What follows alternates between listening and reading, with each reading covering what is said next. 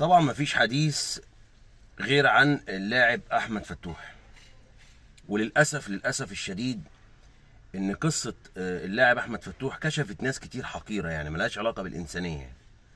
يعني لا شماته لا في احمد فتوح ولا في مصطفى شلبي ولا في الحادثه اللي حصلت لمصطفى شلبي، ولا الموضوع يا جماعه، الموضوع انساني بحت، بعيد عن الرياضه، بعيد عن الكوره، بعيد عن ضربه الجزاء، بعيد عن الكلام التافه اللي الناس التافهه بتتناوله.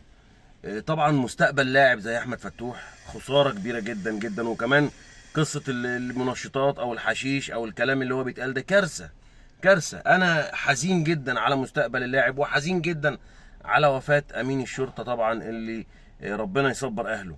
ولكن بجد احقر شيء انك تلاقي ناس شمتانه في لاعب، او شمتانه في اصابه لاعب او اي كلام فاضي. ولكن دي مش قصتنا، مش قصه جماهير الاهلي ابدا، ولا عمرها هتكون في جماهير نادي الاهلي الا بقى من قله مطيوره متخلفه عقليا ورياضيا.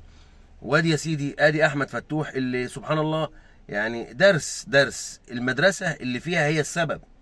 درس كان قال قبل كده مرتضى منصور على قصه المخدرات، واحنا ما انتبهناش، وكان هو عارف ان هم بيتعاطوا مخدرات، ولكن كان بيسيبهم طالما في مصلحه وسبوبه رايحه جايه.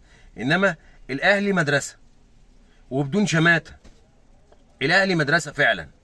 ما تلاقيش الكلام ده في مدرسه النادي الاهلي او مؤسسه النادي الاهلي، ما تلاقيهوش. انما البيئه اللي بتاثر.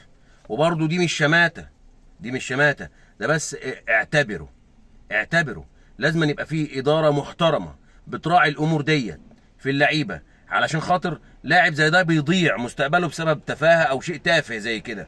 ولو كان في اداره حاسمه ما كانش وصل اللاعب لدرجه الاستهتار بالوضع ده. ولكن للاسف هم بيدلعوا اللعيبه في نادي الزمالك، وفي الاخر بتبقى المحصله زي ما حضراتكم شايفينها دي. وبرضه الكلام مش شماته، والله انا حزين جدا على مستقبل لاعب واعد زي فتوح، وكمان حزين على امين الشرطه اللي ربنا يصبر اهله، وحزين على حادثه مصطفى شلبي، وحزين بالاكثر على اللي بيحصل في فلسطين. فاسال الله العظيم رب العرش العظيم ان ينجي اهلنا في فلسطين وينصرهم نصرا مبين، ويجعلنا على نصرهم من الشاهدين.